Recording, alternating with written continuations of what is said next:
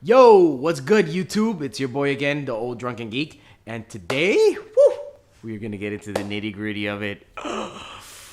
Spoiler review of Justice League, aka Easter egg review of Justice League. Not much of a review, to be honest. I'm just gonna talk about all the spoilers that I couldn't talk about in the last video, the non-spoiler review, which if you haven't seen, it's up. So let's get into it.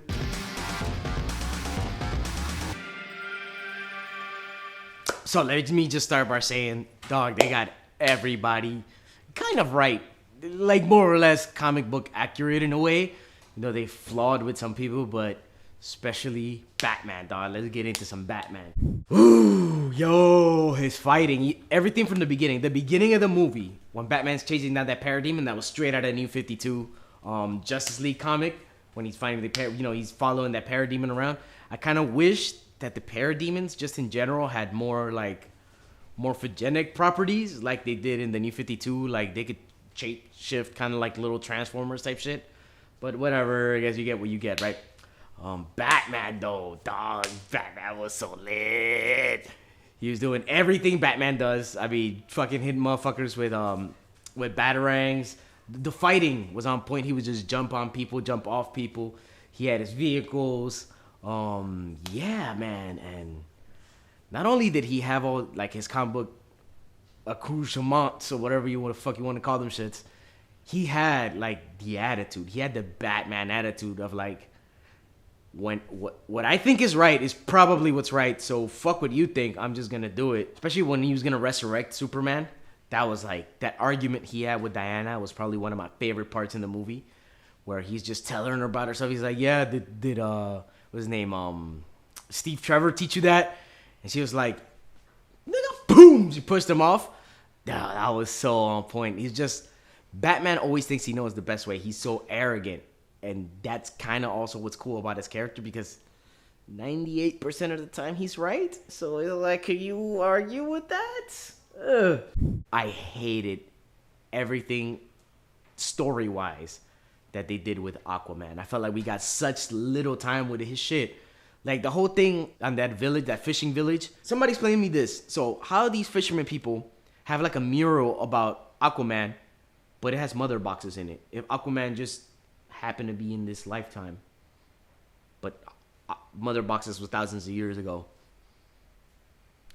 I don't know either. Him bringing the fish like that, it was so whack. He actually finds the mother boxes and he goes to Atlantis to get the Atlantean mother box. There was like 3 guards there that got wrecked by Steppenwolf real quick. And that's, of all the times he's been in Atlantis, this is the first time he's ever meeting Mira. They give us like their little first interaction.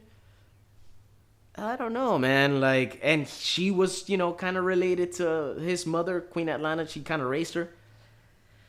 I don't know, man. I don't know. I'm just one that doesn't like coincidences in movies, and this shit was heavy coincidental. Everything for fuck about this shit was coincidental as fuck. So that I didn't like. Wonder Woman. Wonder Woman was dope, yo. That whole beginning scene was dope when she just wrecked these motherfuckers in the bank or whatever the fuck that was. Which it seemed to me like it was a bank. It looked like a bank, but then we were a bunch of kids on a field trip. Who the fuck goes to the field trip to a bank? It's a stupid ass field trip. I guess the French don't know how to do field trips. I don't know, man. But whatever. That's beside the point. She wrecked everybody real quick. Besides that, man, Wonder Woman, you can see her progression from the first Wonder Woman movie to now. Like, shit happened in between, like I said in my other review. Like, I hope that Wonder Woman 2 gives us like a filler on what happened, because Wonder Woman 1 ends with her being optimistic and wanting to defend everybody, but all of a sudden she's gone for 100 years. And like I said earlier, fucking Batman calls her on that shit. He's all like, yo, where the fuck you been for, how come I've never heard of you? If you're fucking Wonder Woman, you got all these powers, but I've never heard of you in 100 years. She was right, and she does embrace that in this movie, and I thought that was cool as fuck. But everything with her, man, just this whole movie, she carried this movie in a way where she kind of kept the team together. She was kind of like the heart of the team, like Gal Gadot said, I believe, in one interview. Yeah, man, she just moved the plot along, helped move the plot along. It was really cool. I'm really happy with her. I'm gonna segue from Wonder Woman to the Amazons, right?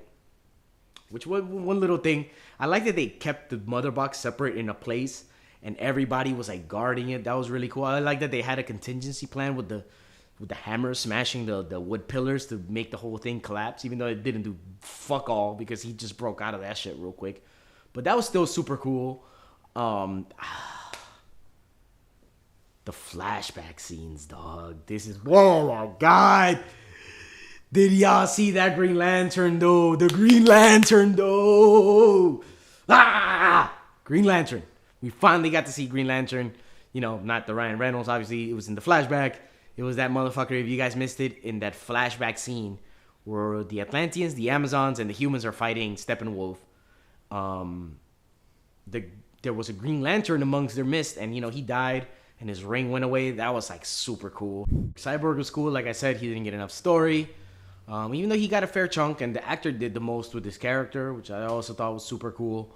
You know, he could have played him really one note and really boring, and the actor is actually the only thing that kept, in my opinion, Cyborg from becoming a dull character. Let's talk about his CG, though. I was hoping that what I was seeing in the trailers wasn't the finished CG. They still had more stuff to do. Yo, at this point, they should have just used, like, practical effects mixed with CG. What the fuck was that, bro? Why is it part of his face looks like fucking Ray Fisher, and the metallic part just looks like something off of, like, the Reboot TV show from, like, the early 2000s?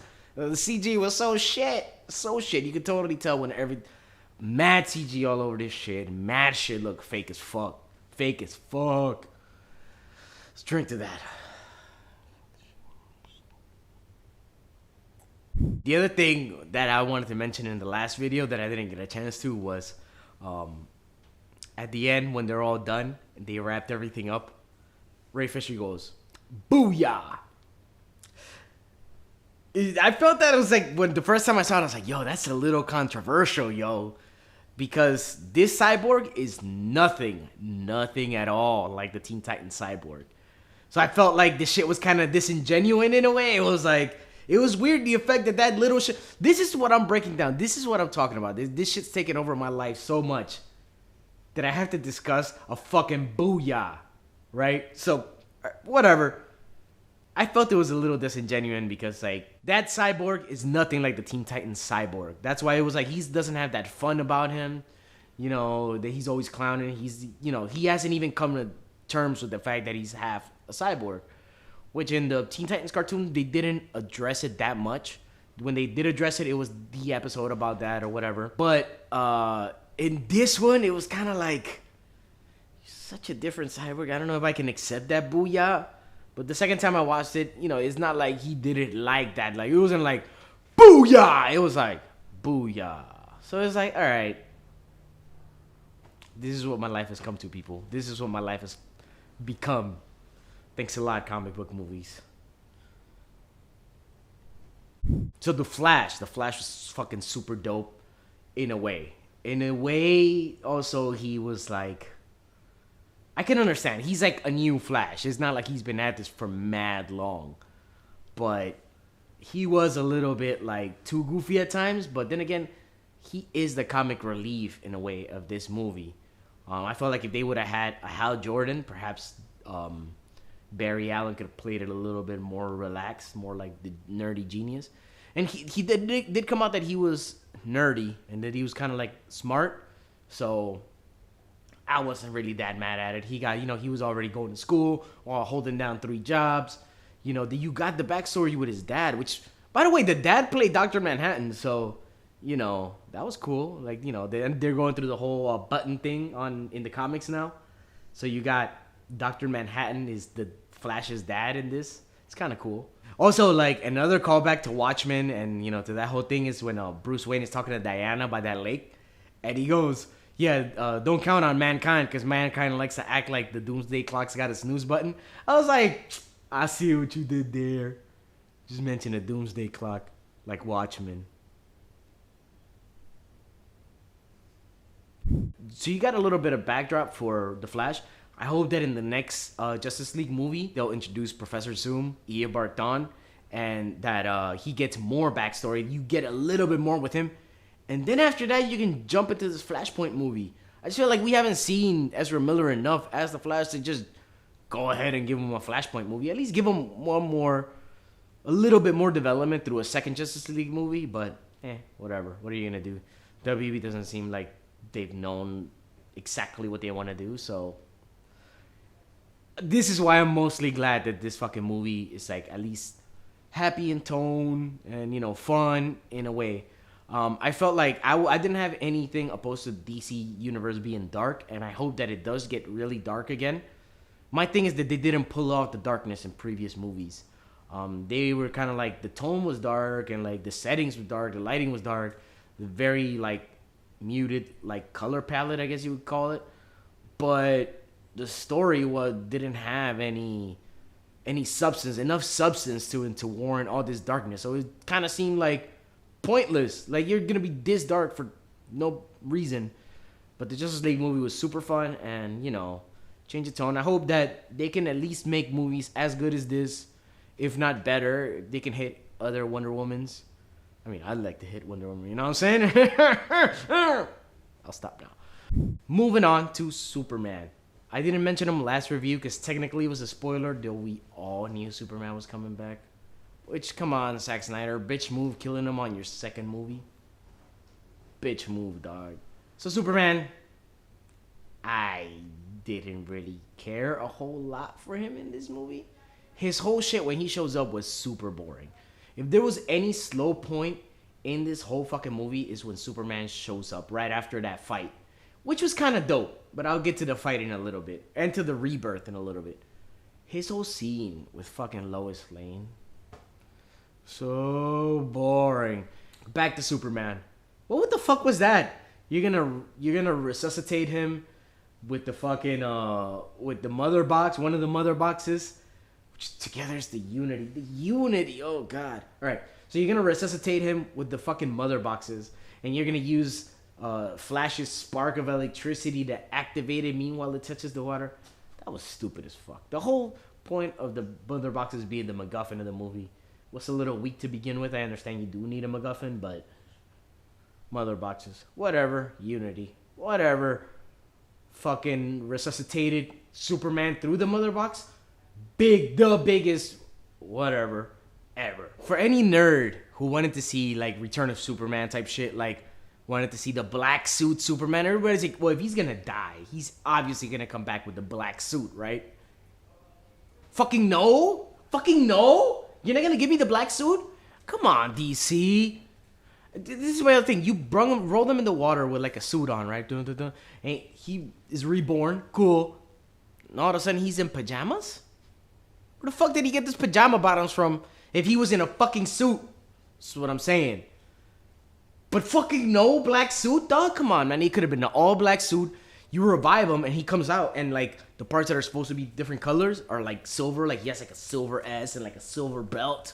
With all that being said, that fight that the Justice League had versus Superman was pretty dope. I ain't gonna front. Like he was just handling them boys. When he turned around to look at the Flash and the Flash fucking shit his pants on a fucking...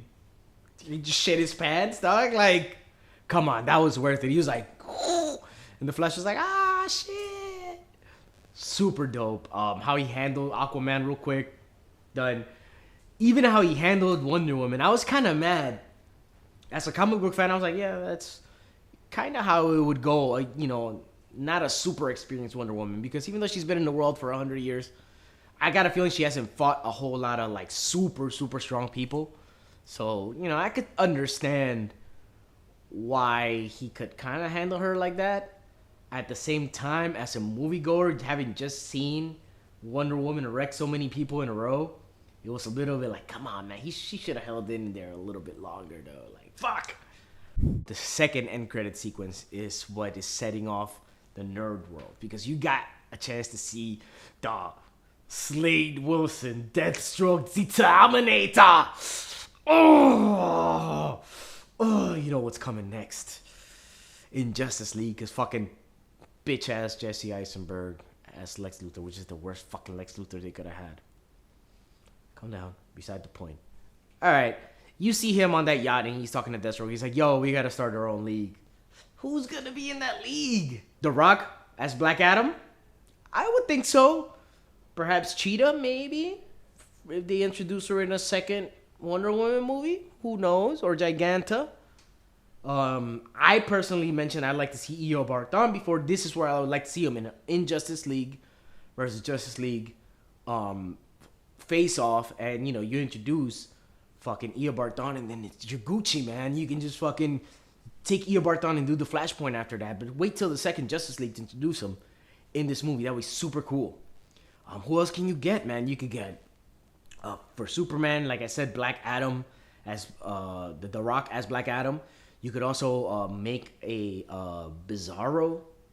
You have Jesse Eisenberg there as Lex Luthor. You could make a Bizarro to join us in Justice League. You know, make a Superman clone, obviously, and then it goes awry. The possibilities are endless with this shit, and I'm just so happy that the movie came out at least halfway good. Good enough to warrant more things and more interest from the public.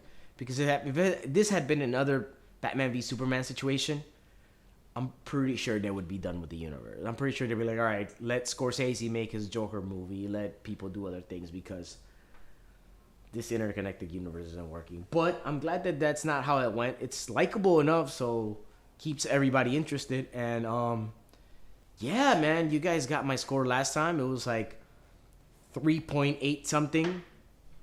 It's like a long thing. But yeah, I'm around there, like 3.8.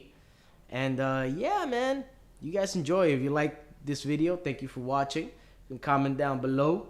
Like, share, subscribe, tweet, all that good shit.